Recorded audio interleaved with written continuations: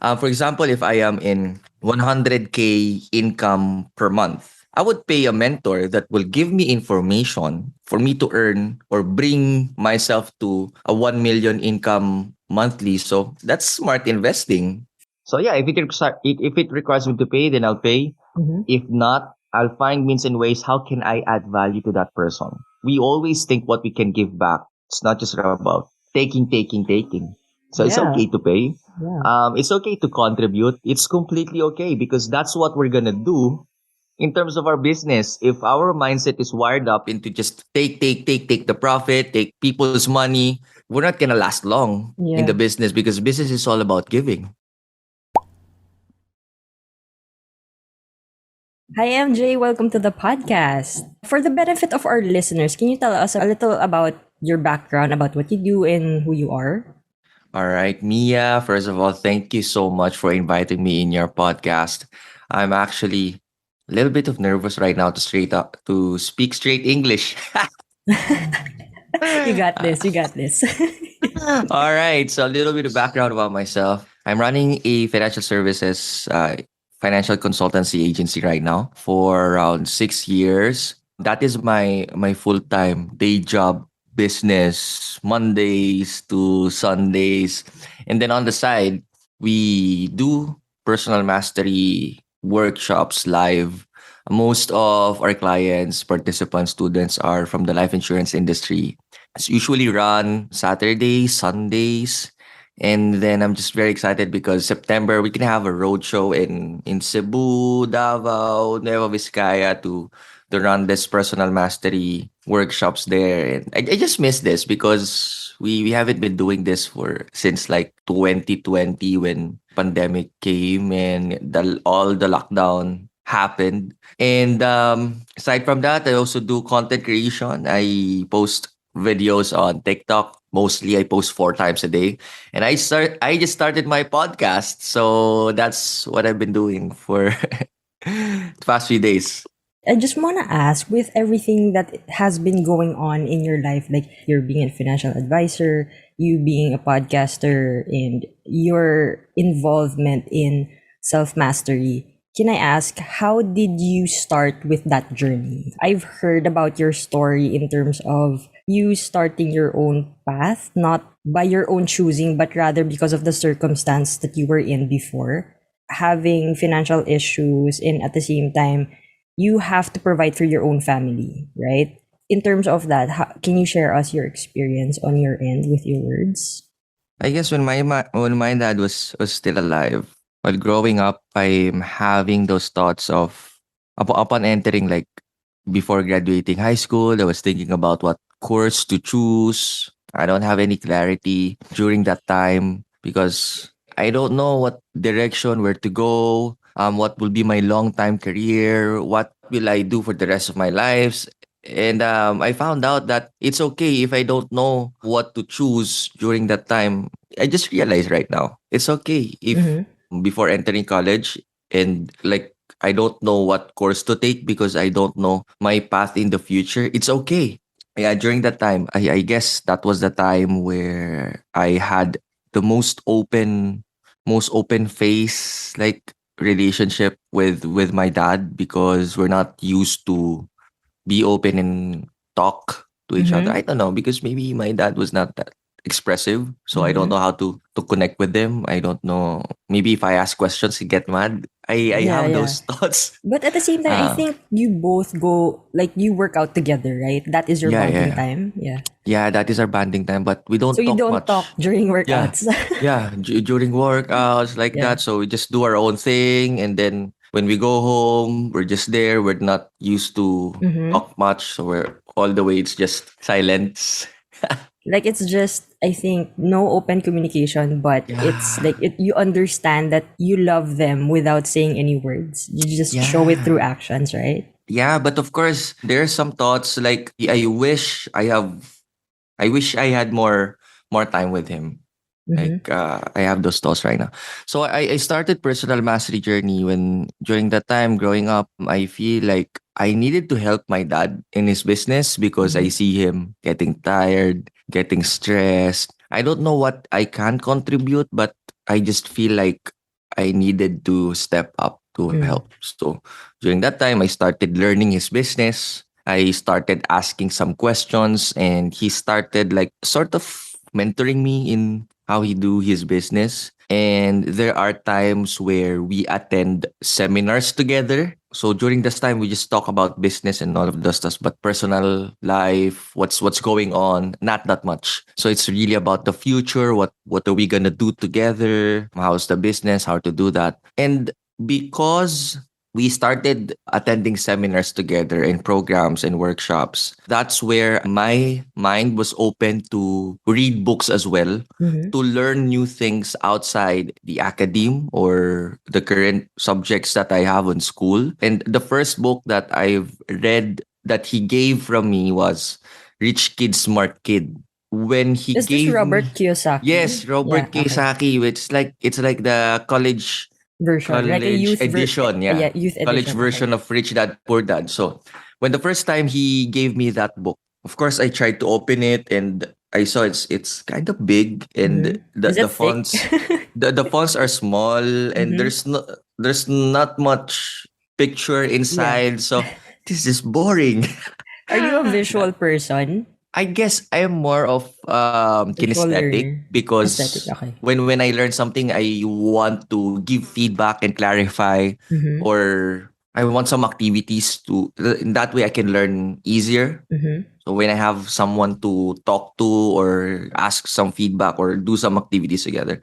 Mm-hmm. So that was the first book that I read. Initially, I was resisting it, but there is this one time that I don't have anything to do. So I tried to open the book and tried to read the cover photo and the back, and then the first page, the introduction, and Mm-mm. then all the way, and then little did I realize I'm actually like finished the first chapter. Mm. Wow, this is good because I feel like what I've been experiencing, like I'm studying hard because I want to get a good job or be able to help my dad, be able to help my family. But this is pointless because, yeah, we're not in the industrial age anymore. We're in the information age. And I'm just learning a lot of things that is actually breaking, or I'm having a lot of paradigm shifts during that time. So Mm-hmm. and I finished that book, and then I look for the next book to read and attended the next seminar. And then I just got addicted into attending seminars, learning Mm-hmm. outside school, reading some books.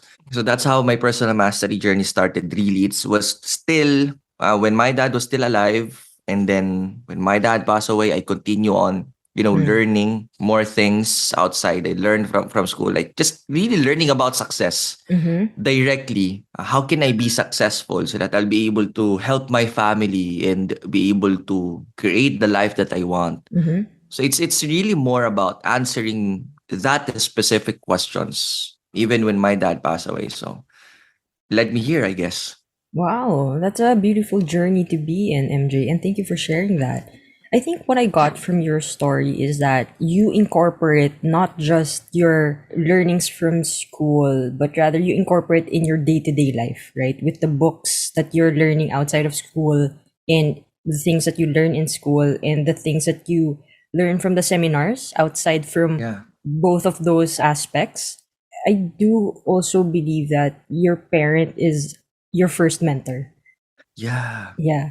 And just to also dig deeper into the mentorship journey, because I'm also in that state where I'm also wondering how can I look for mentors. Like I've shared with you like off record that I'm an introvert. So I have a Mm. hard time navigating that journey. Like I want to learn. I want to also do self-improvement, self-mastery, and I just want to know your tips, your top 5 tips or top 3 tips in terms of looking for a mentor, and what mindset or attitude that should you have in terms of you being mentored. You must be very clear in terms of what do you want to achieve, where do you want to go, what's the reason behind you looking for a mentor, what do you want to achieve. Okay, now we know you're looking for a mentor, but what are you trying to achieve, where do you want to go? That is the first thing that we must have clarity in mind, because if we're just looking for a mentor and we don't know what we want to achieve, is just like I'm just looking for a mentor for the sake of a mentor. What It's like if you're going I with the flow. yeah, Yeah. without any clear direction at all. Mm-hmm. So you must be very clear with that, number one. Number two, it takes a lot of courage actually Mm. to ask someone. But first, it takes a lot of courage to admit that I need a mentor. Mm-hmm. It also takes a lot of courage to ask a person, can you be my mentor? Number one is clarity. Number two is courage. Number three, commitment to show up Mm. because, our mentors are busy. We are not their priority. They have their own lives. Therefore, as a mentee, I have to be committed to show up if he asks me to show up, not just for the sake of showing up, but showing up excellently. Like if that mentor says, I need to be there at 10 a.m., I'll be there not 10 a.m., maybe 9 a.m. Just to support my mentor because it's not always like we gotta pay them monetary value or just being there, showing up excellently, being committed, or any form of exchange value is good enough. Like if I need something to grow in terms of my leadership area, that's the reason why maybe like for example, that's the reason why I got a mentor. Maybe in his business he needs some of my thoughts in terms of social media or Mm-hmm. Your marketing. Then skills, like how you're able to contribute to yeah, what he then does. I Yeah. correct. Then I can contribute in terms of reverse mentoring. So which brings me to number four, contribution. What can you contribute to your mentor to build that long-lasting win-win relationship with your mentor as well? Because that's important. It's not just Mm-hmm. about really taking what I can learn from my mentor, but it's also giving so that I'll be able to nurture that relationship. So if I were to recap, number one, clarity in terms of direction, your purpose. Number two, you have to take courage Mm-hmm. to admit and be open to say, can you be my mentor? Number three is, of course, commitment, show up excellently.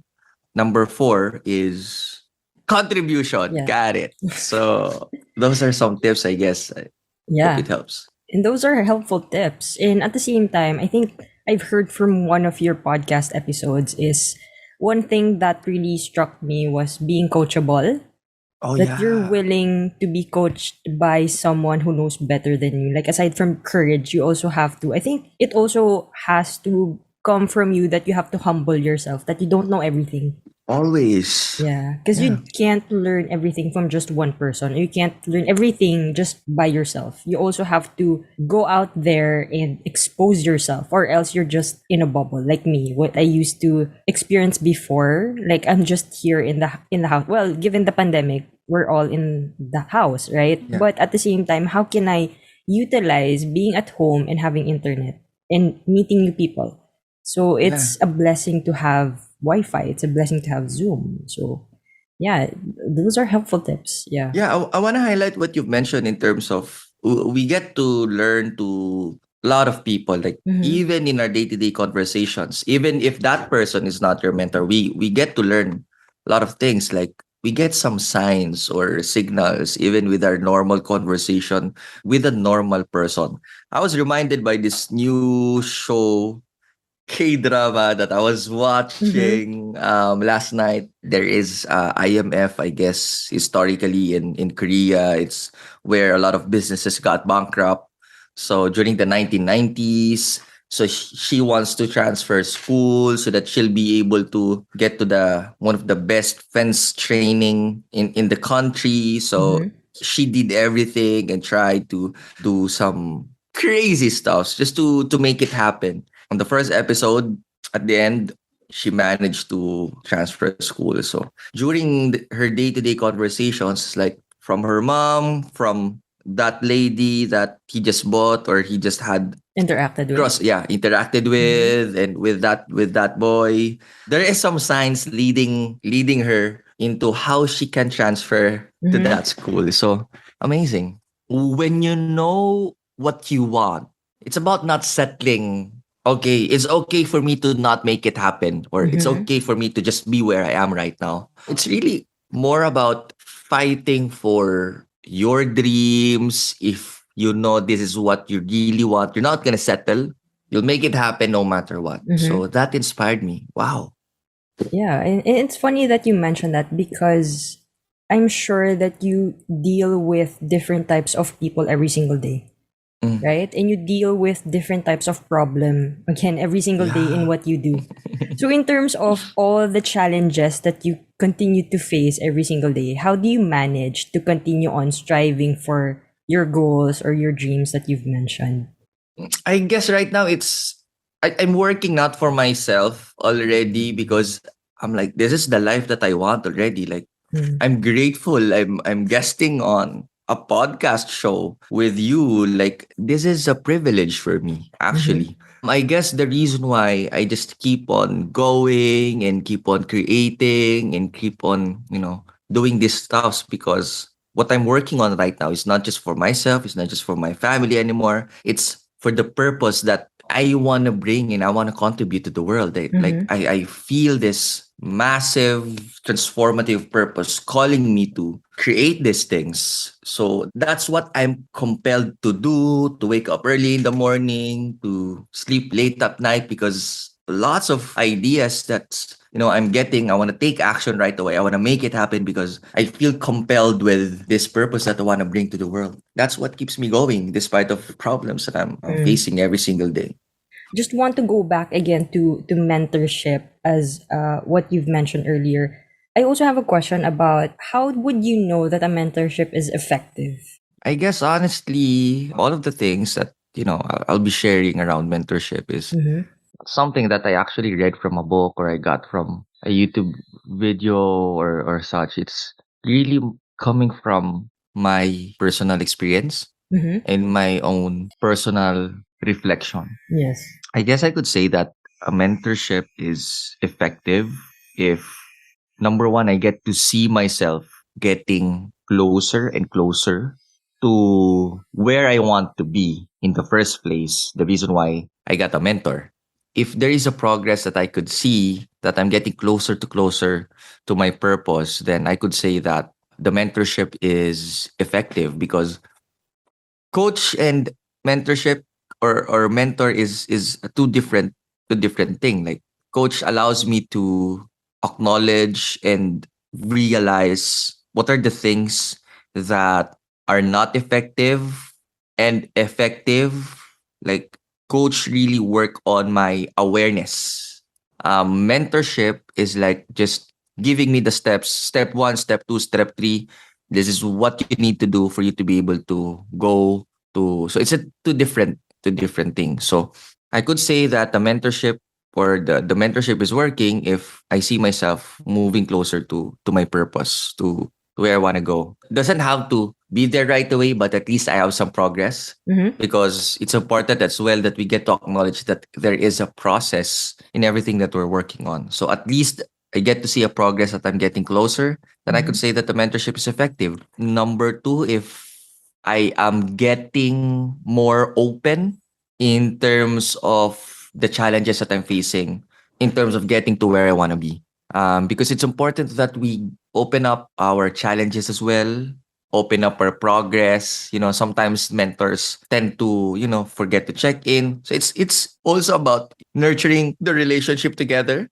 Like I accountability, is that what Yeah, you're? Yeah.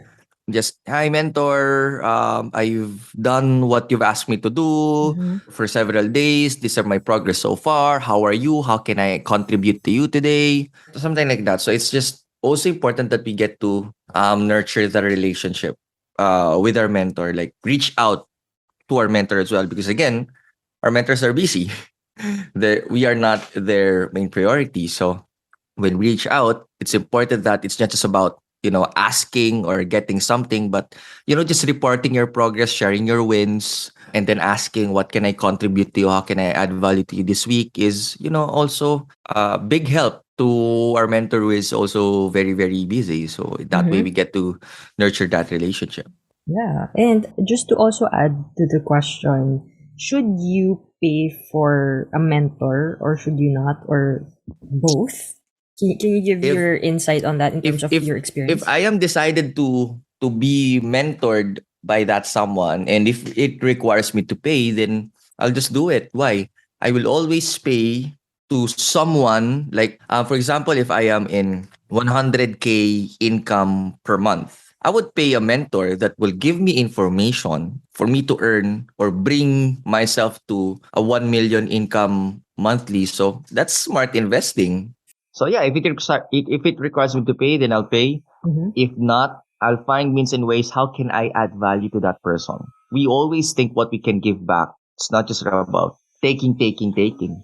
So it's Yeah. okay to pay. Yeah. It's okay to contribute. It's completely okay because that's what we're gonna do in terms of our business. If our mindset is wired up into just take the profit, take people's money, we're not gonna last long in the Yeah. business because business is all about giving. Mm-hmm. Yeah, I love that. And at the same time, I think I'm reminded of what one of my guests in the podcast mentioned, that I think this is Grisel, that she mentioned that there are two types of Yeah. people. There are Mm-hmm. givers and there are Mm. takers. So I love that. And at the same time, in order for you to give value, you have to also give. You have to share instead of you just, keeping it to yourself. And because at the same time, you wouldn't grow, right? If you just keep it to yourself, you're not gonna grow because you're just being selfish with what you've gained. And at the same time, I think it goes hand in hand with you being able to be blessed and being a blessing to other people. I love hearing your experiences, honestly. I love your personal touch to everything that you've shared. So, what do you look for in terms of someone wanting to be mentored by you?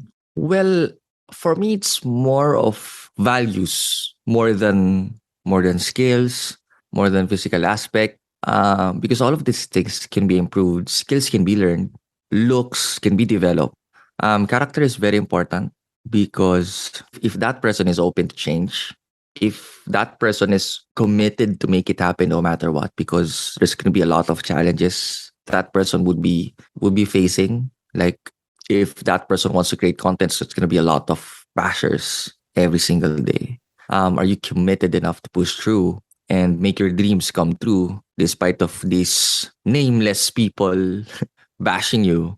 Who is more bigger? So openness to change, commitment to make it happen, responsible as well in terms of handling different areas of that person's lives, because I acknowledge that money is not just the most important thing to work on. It's important as well to nurture the relationships that you have, especially family, friends, being able to manage your commitments. When I say manage your commitments, you are 100% in all of the commitments that you said yes to. Openness, commitment, responsibility, and coachability. If that person is coachable to unlearn things that is not effective anymore, so that that person is be able to learn things that would be effective, or he needs to move that person to the next level. So it's not just looking at skills, this person is good, but if that person is not committed enough or not excellent enough in terms of how that person show up, that's a red flag. Mm-hmm. um, Skills can just bring us Mm-hmm. to a certain point of time, but the character, the values will allow you to stay there or keep growing or keep achieving new heights. Looks can be improved when we have money. Mm. Yeah. So the most important thing is a good character, like GMRC. Yeah, I love that. I love that. And I think what you shared about looks can be improved. I actually saw an Instagram meme about it, or it says that you're not ugly, you're just poor. So yeah, yeah, that's so true. And in terms of your journey, I'm sure that you've gone through a lot with where you started and where you are now. And I just want to ask, what is your biggest regret or failure that made you the person you are now? I wish I should have started earlier. Mm, It's not that deep, but mm-mm. it's No, not it's that actually deep. super. Yeah, it's It's not actually, that yeah. super regret, but maybe it's just I wish I should have started earlier. I Mm-hmm, wish I wish I should have more time, because even though I'm still young right now, I mm-hmm, I feel like I still want to do a lot of things, and mm-hmm.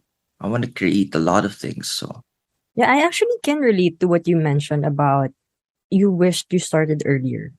I love that because in my journey as well, I started late. I only started like 2 years ago in terms of my self improvement journey and self discovery. And knowing what I know now, I wish I had that realization earlier in life that I should learn this, I should read books, I should, all of these things that I'm doing right now, I should have done it earlier, which I can Mm, totally relate to what you mentioned. So that my reason as to why I wish that is because so that I could have given value earlier.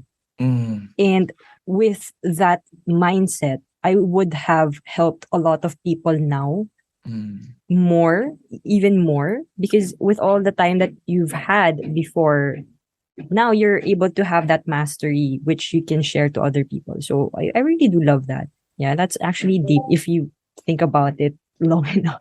So in terms of what you do now, like you teach, you hold seminars, you share value to your podcast, in terms of that, I've also heard from your podcast that the reason why you do all of these things, like the reason why you want to give back, is because you've experienced it yourself, that you want to give knowledge or share knowledge to financial planning to mm. Filipinos specifically.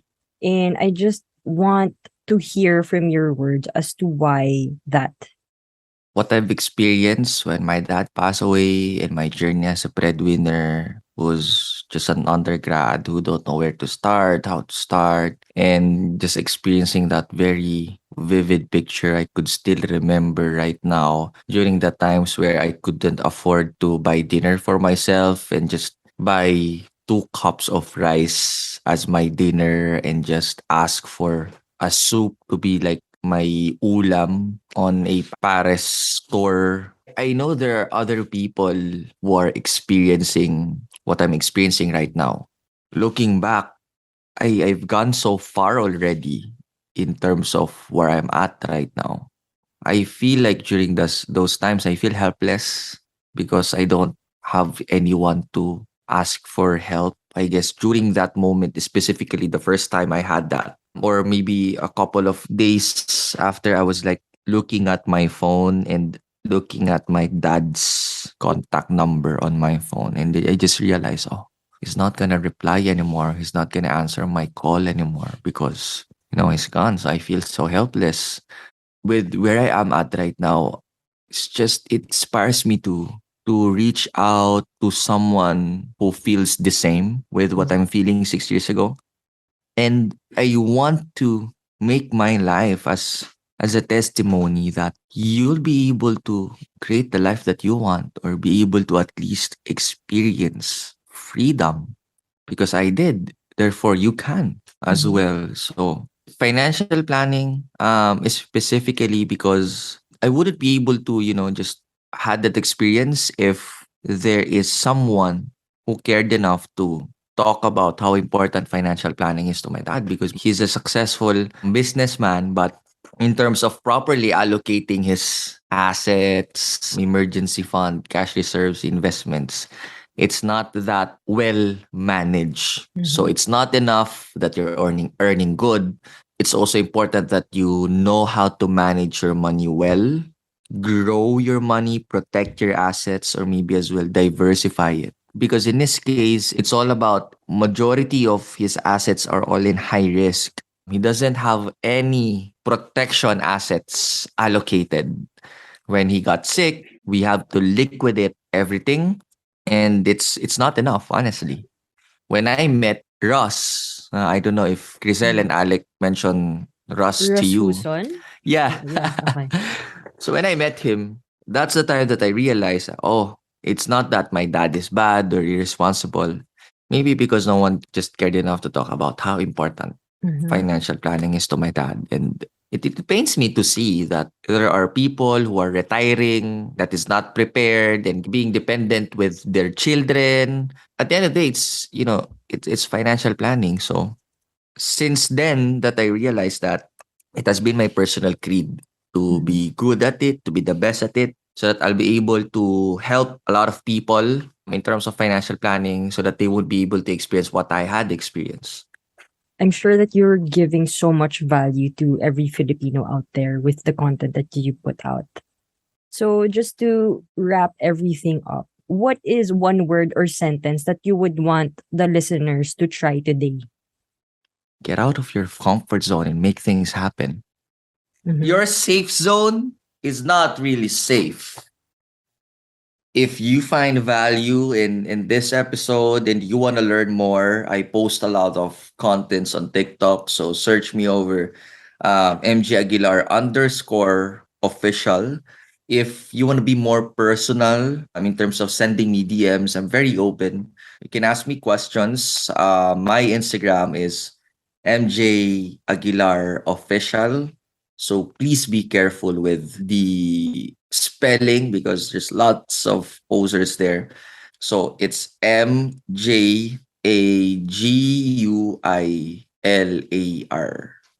Then the word official. That's my Instagram. And also, I post some updates about my life and I get to interact with a community that I guess I have built on Discord server. My Discord invitation link is on my TikTok bio. If you want to meet like-minded people as well who has been in my space for a very long time, you can meet them there.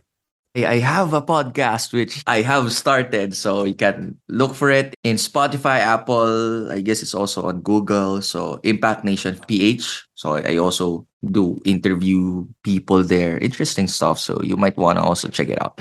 Thank you, Mia. That's it. Yeah. And you're a financial planner, right? Oh yeah.